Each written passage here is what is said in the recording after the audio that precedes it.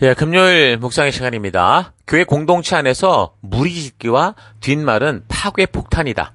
교회 공동체 안에서 무리짓기와 뒷말은 파괴 폭탄이다. 자, 이런 제목으로 이번 주간 또 마지막 묵상 함께 나누겠습니다. 자, 어제까지 우리는 고린도 교회를 향한 편지들의 역사적인 순서를 맞추어서 좀 살펴보았는데요. 고린도 교회를 두 번째 방문했던 그 바울이 고린도 교회의 그 문제들을 해결하지 못하고 오히려 더 관계가 악화되어서 에베소로 돌아와서 안타까운 마음에 눈물로 진솔한 편지를 써서 보냈던 그 10장에서 13장의 편지가 간 후에 오히려 그런 편지가 더 관계를 악화시켜서 서로의 어떤 그런 관계가 끊어질까 걱정되던 그 차에 이제 바울이 디도를 보냈죠. 그래서 마케도냐까지 결국에는 이제 그가 이제 답답한 마음에 쫓아가서 만나면서 문제가 해결된 소식을 듣고 그래서 바울이 먼저 마음의 위로를 받고 안심하면서 또한 이제 불편한 감각 가운데 어려웠을 그 고린도 교회 성도들에게 다시 편지를 적어 보내게 되는 것이 이제 고린도후서 1장에서 9장까지의 내용이다라고 했는데 자, 고린도 교회의 문제가 수습되다는 사실을 듣고 이제 쓰게 되는 것이기 때문에 그 마음고생했던 성도들을 좀 많이 위로하고 격려하고자 하는 그런 내용들이 많이 포함되어 있습니다. 그래서 그 내용을 좀 살펴보면 1장 1절부터 하나님의 뜻으로 말미암아 그리스도 예수의 사도된 바울과 형제 디모데는 고린도에 있는 하나님의 교회와 온 아가야에 있는 모든 성도에게 하나님 우리 아버지와 주 예수 그리스도로부터 은혜와 평강이 있기를 원하노라. 찬송하리로다. 그는 우리 주 예수 그리스도 하나님이시요 자비의 아버지시요 모든 위로의 하나님이시며 우리의 모든 환난 중에서 우리를 위로하사 우리로 하여금 하나님께 받는 위로로서 모든 환난 중에 있는 자들을 능히 위로하게 하시는 이시로다. 그리스도의 고난이 우리에게 넘친 것 같이 우리가 받는 위로도 그리스도로 말미암아 넘치는도다. 우리가 환난 당하는 것도 너희가 위로와 구원을 받게 하려는 것이요 우리가 위로를 받는 것도 너희가 위로를 받게 하려는 것이니 이 위로가 너희 속에 역사하여 우리가 받는 것 같은 고난을 너희도 견디게 하느니라. 아멘. 자, 그러니까 전체 흐름을 알고 읽어가면 지금 충분히 이 편지 안에서 지금 전하고자 하는 그 마음이 느껴지죠. 계속 반복되는 말이 뭡니까? 위로하고 위로받고 위로하고 그러니까 위로가 계속 반복되면서 10장에서 13장에 전했던 내용과는 전혀 분위기가 다른 걸 알 수 있습니다. 자, 그래서 9장까지의 내용은 내가 지난번에 편지를 좀 격하게 써가지고 너희를 많이 근심하게 한 것 같은데 그 편지를 보내고 사실 내가 참 많이 마음이 어려웠고 힘들었고 후회까지 했다. 근데 지금은 내가 후회하지 않는다. 왜냐하면 그 편지가 너희를 잠시 힘들게 하고 뭐 근심하게 했는지 모르지만 오히려 바르게 회개할 수 있는 기회가 되게 했으니 이런 얘기를 내가 디도에게 들었기 때문에 이제 좀 마음이 좀 편하다. 이런 얘기를 하게 되는 거죠. 그래서 이런 편지를 적게 된 거예요. 그러면서 그 일 때문에 자기가 너무 걱정이 돼서 이제 자기가 어떻게 행동했는지를 얘기해요. 에베소에 그냥 있을 수가 없어서 사실 마케도냐를 향해 가야 될 만큼 근데 마침 드로아까지 갔는데 거기서 이제 복음 전파의 기회가 막 열렸단 말이에요. 그런데 고린도 교회 너희 교회 이 문제 때문에 마음이 편치 못해서 그냥 아시아 지역에서 그냥 마케도냐 지역으로 그냥 넘어올 수밖에 없었다. 이 얘기를 해요. 2장 10이죠. 내가 그리스도의 복음을 위하여 드로아의 이름에 주 안에서 문이 내게 열렸으되 내가 나의 형제 디도를 만나지 못함으로 내 심령이 편치 못하여 그들에게 작별하고 마케도냐로 갔다. 그러니까 자기가 지금 있었던 일들을 쫙 얘기를 해 가고 있는 거죠.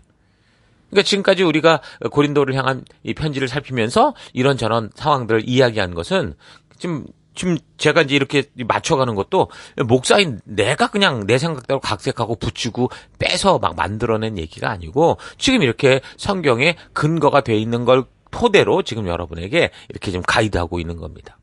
자, 그래서 계속 보면 2장 13절까지 그 격한 편지를 보내고 난 후에 그런 마음과 그 상황들 이야기하고 있는데 이제 14절을 보면 항상 우리를 그리스도 안에서 이기게 하시고 우리로 말미암아 각처에서 그리스도를 아는 냄새를 나타내시는 하나님께 감사하노라. 우리는 구원받은 자들에게나 망하는 자들에게나 하나님 앞에서 그리스도의 향기니 이렇게 하면서 지금 보면 바울이 이 드로아에서 마음이 조급해서 지금 마케도니아로 갔다 이 이야기를 하고 있었었는데 근데 14절부터는요. 그 마케도니아에 그럼 도착해서 어떤 일이 벌어졌냐 이 얘기를 이어간 게 아니라 다른 얘기를 하고 있어요. 그러니까 우리도 가끔 어떤 얘기를 하다가 연관된 생각이 딱 나면 그 까먹기 전에 그 얘기를 하는 경우가 있잖아요. 그러니까 지금 여기 2장 14절부터의 이 내용이 바로 그런 부분인 것을 볼 수 있습니다. 왜 그러냐면 신학자들도 이게 헷갈린 거죠. 그래서 신학자들에 따라서 야 이거 또 다른 편지다 이렇게 얘기할 정도거든요.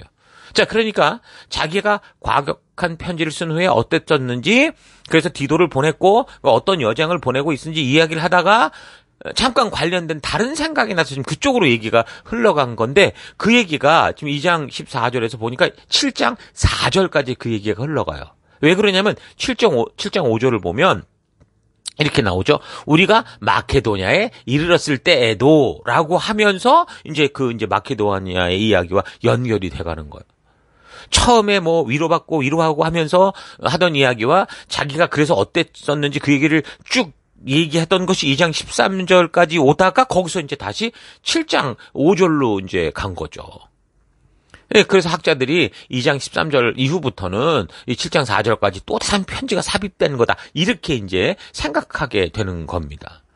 그래서 그 내용을 살펴보면 바울은 드로아에서 복음을 듣고자 했던 그 열정과 순수함이 있는 사람들의 일을 이야기하며 떠올리다가 갑자기 그와 반대로 자기를 음해하던 거짓 교사들, 할례당들 같은 사람들이 했던 일들을, 그런 일이 떠올라서 그랬는지 거기에다가 그때 무슨 일이 있었어요?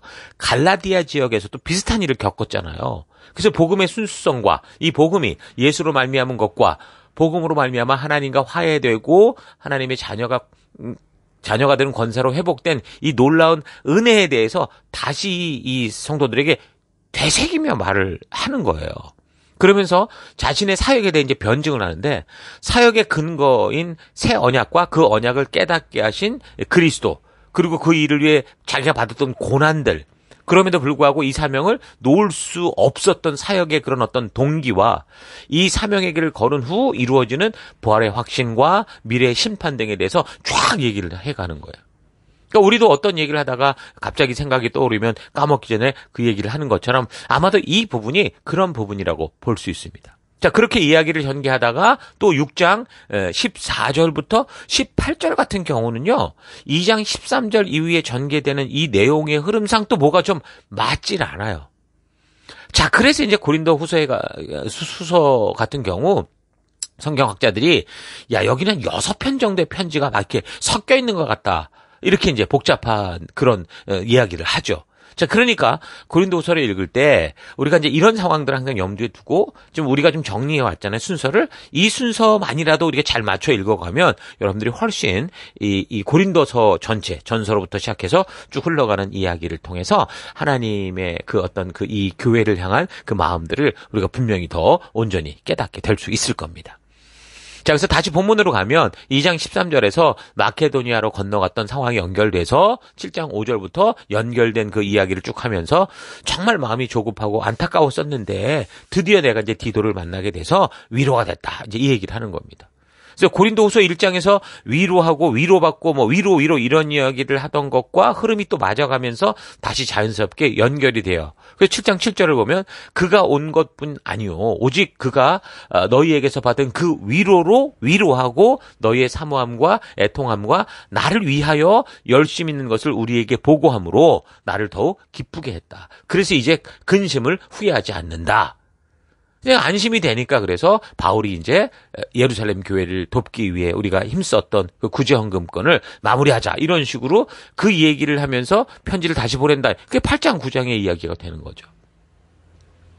자, 전체 그 고린도서의 흐름은 이런 건데, 이제 고린도후서를 현재 있는 이 순서대로 읽어가다 보면 고린도서 1장에서 여기 9장까지 막 위로한다, 격려한다 하면서 편지를 적으면서 여러 가지 굉장히 분위기가 좋은 것 같았는데, 이제 예루살렘을 돕자 이런 얘기까지 나왔는데 10장에서 갑자기 화난 사람처럼 편지를 쓰게 되고 내가 이런 사람인데 막 이래가면서 그렇게 되면 누가 편지를 헌금을 하겠습니까? 그러니까 편지가 이렇게 흘러가는 건 좀 너무 어색하다는 거죠.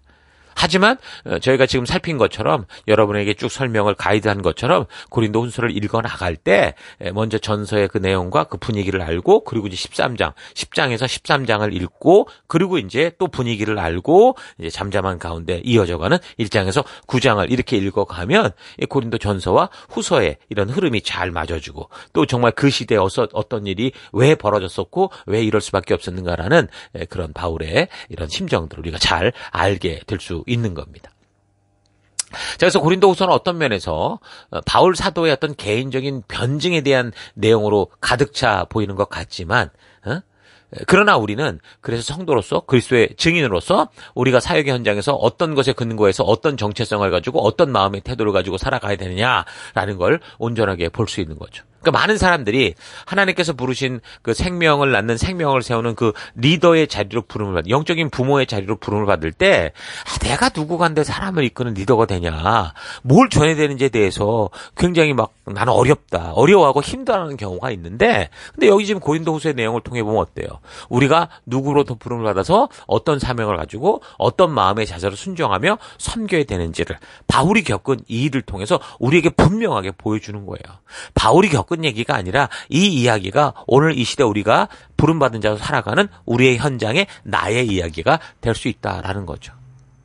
그래서 우리 모두 목사나 뭐 리더와 같은 어떤 그렇게 부름받은 그런 사람이 아니라, 그러니까 뭐 특별한 어떤 이 사명으로 그러니까 그 어떤 역할로 부름받은 게 아니고 우리 모두가 함께 그리스도의 나라를 위해 부름받았다라는 이 사실 여러분 잊지 마시고, 여러분 각자에게 주어진 이 셀 속에서 지금 우리가 그 현장 속에 보냄을 받은 거거든요. 그래서 그 영적인 가정, 교회를 책임지는 거룩한 사명자요, 증인으로서의 그런 삶들을 우리가 부지런히 살아갔으면 좋겠습니다. 자, 그러니까 고린도후서는 성도된 하나님의 자녀들이 우리가 살아가는 삶의 또 곳곳에서 어떤 마음 자세로 어떻게 사명을 감당해야 하는지를 아주 바르게 보여주는 말씀인 겁니다. 자, 그래서 고린도에서 발생한 문제를 해결하기 위해 아주 강력하게 적었던 13장의 그 마지막, 고린도후서 13장의 마지막 부분에서 언급하듯이, 또 우리가 이 얘기는 고린도 전서를 살피기 시작할 때 1장 10절에서 이게 어쩌면 고린도 교회의 전체적인 이 고린도 전후서의 주제다라고 말했었던 것, 교회와 성도가 어떻게 하라는 거예요? 같은 마음과 같은 뜻으로 온전히 사명에 집중하는 삶을 살아가자, 이 얘기였잖아요. 자, 이게 이제 고린도 교회를 향한 전체 주제가 된다라는 거 잊지 마시고, 우리도 이 시대에 한 교회, 한 셀로 살아갈 때 우리에게 벌어지는 수많은 문제들, 관계의 문제, 뭐 사역의 문제, 뭐 많이 있을 때 항상 이 사실 잊지 마시고, 우리가 정말 성실하고 신실하게 한 마음과 한 뜻, 한 방법으로 우리를 부르신 그 부르신 하나님의 그 부르심을 따라 나아가는 거룩한 증인들 될 수 있기를 바랍니다. 그래서 오늘 하루 삶에서 관계가 깨어지는 건 이 고린도 교회의 경우를 통해 보듯이 누군가로부터 전해 듣는 어떤 사람에 대한 부정적인 뒷말들이 그렇게 만든다라는 사실을 우리 기억하면서, 혹시나 내가 나의 삶에서도 그런 불신과 진심을 오해하게 하는 말들을 하게 하고 있지는 않은지 좀 되돌아봐서 성령이 하나 되게 하게 하신 이 교회 공동체, 이 셀들을 나누이지 않고 온전히 사명에 집중할 수 있도록 그런 우리가 됐으면 좋겠습니다. 인간은 참 이중적인 존재죠. 혼자 있으면 외로워서 누군가를 찾고, 또 누군가와 계속 함께 있으면 답답함을 느끼고 혼자 있고 싶어지는, 이런 식으로 인간은 이중적이고 모순된 욕구를 가지고 있는 경우가 많습니다.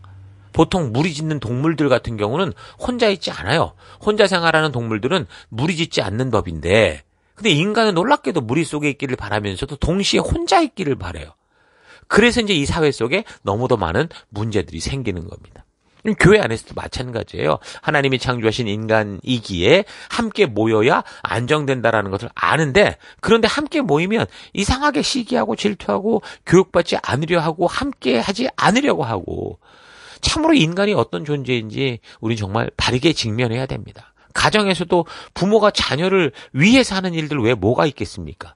근데 우리가 겪었듯이 뭐 사춘기를 겪어오면서 괜히 그 사랑을 아는데도 반항하고 싫어하고, 결국 독립적 존재가 될 수 있도록 하나님 만드셨기 때문에 만드는 과정인데, 그 과정은 사실 쉽지가 않잖아요. 우리가 공동체로 모일 때는 그 공동체가 가진 비전과 사명, 목적과 또 그것을 이루고자 하는 그 약속들이 있는데, 그래서 잘 숙지하고 우리가 함께 하나 되어야 되는데 이상하게 알면서도 뒷꼬이는 경우가 있어요. 그래서 이런 사실 잊지 마시고, 나도 충분히 그럴 수 있는 사람이다 기억하시면서 우리가 함께한 이 약속에 한 마음으로 힘을 모아야 된다. 저절로 되는 게 아니라 내가 결단해야 된다라는 거 명심하십시다. 정말 잘못된 목적으로 모인 공동체가 아니라면요, 대부분 함께 순수한 목적으로 하나님께서 주신 이 거룩한 사명을 힘써 일구려고 모인 거예요. 우리 교회의 경우 이런 목적과 그 주신 사명이 어떻게 우리가 부름을 받았는지, 이 사명으로 우리가 어떻게 부름을 받았는지에 대해서 말해주는 교회 소개반을 그래서 운영을 합니다. 한 식구가 되기 전에 우리는 이런 목적과 이런 부르심을 따라 이런 방법으로 가고 있습니다. 이렇게 우리가 교회를 소개하죠. 그래서 이제 그걸 듣고 더불어서 이제 가족이 되겠다라고 이제 선택하시는 분들과는 이제 우리 교회가 그 사명을 구체적으로 어떤 설계들을 가지고 행해가는가 하는 이 교회와 성도로서의 책임과 혜택, 역할들을 또 설명을 합니다. 그래서 그냥 교회 와서 구경꾼처럼 존재하지 않고 한 식구로서 바르게 소속되고 양육돼서 그리스도의 장성한 분량에 이르도록 인도하고 있는 거죠. 그래서 하나님의 진심을 알고 자신이 처한 삶의 그 어떤 환경과 상황 속에서도 주님의 그 뜻대로 행하며 살아갈 그 주도적인 성도를 우리가 세워가고 있습니다. 목사에게 종속된 성도가 아니라, 목사가 모든 것을 다 도울 때만 움직이는 성도가 아니라 주님의 뜻이 주도하고 주님의 마음이 이끌어가는 그런 성도들로 세워져야 됩니다. 그래서 오늘도 고린도후서 1장에서 9장의 내용을 읽어가면서 그 안에서 부름받은 자로서의 진심을 말하고 있는 사도 바울의 고백에 귀를 잘 기울여 들으면서 내가 지금 살아가는 이 시대, 우리 가족, 우리의 사회, 우리 교회 안에서 부름받은 성도로서 나는 어떻게 살아가야 하는지를 바르게 깨닫게 되기를 바라고, 그래서 그 성경의 가치를 따라 살아내는 여러분 되기를 주 여러분으로 축원합니다. 자, 오늘 하루도 힘내십시오. 잠시 기도하겠습니다. 하나님, 사람의 말은 서로를 통하게 하는 연결 도구인데 자칫 잘못 사용하면 그 말로 인해 교회의 하나됨을 파괴하고 다 나누게 하는 사탄의 거짓과 연결될 수 있다는 거 잊지 않고 바르고 온전한 말을 하고 애쓰는 삶 되기 원합니다. 아무 의도 없이 한 말이라고 해도 결국 상처를 주고 또한 공동체를 분열하게 할 수 있는 건데, 그냥 내가 느낀 그 느낌을 아무런 확인 없이 그냥 말해버림으로 바른 관계를 의심하게 하고 그래서 멀어지게 되는 일들을 해왔던 삶 회개합니다. 어떤 사람들의 생각과 말이 나를 이끄는 게 아니라 오직 주의 말씀, 성경의 가치가 나를 주도하므로 내가 어느 공동체에서든지 그 말씀의 가치를 따라 힘써 하나 되어 주님의 나라를 세워가는 그런 내가 되기를 원합니다.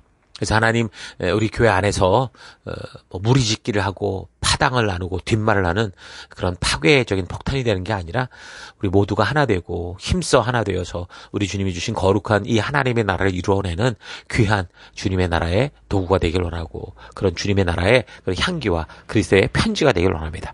오늘도 그 길로 이끌어 주시고 인도하신 하나님 감사드리고 예수님 이름으로 기도했습니다. 아멘.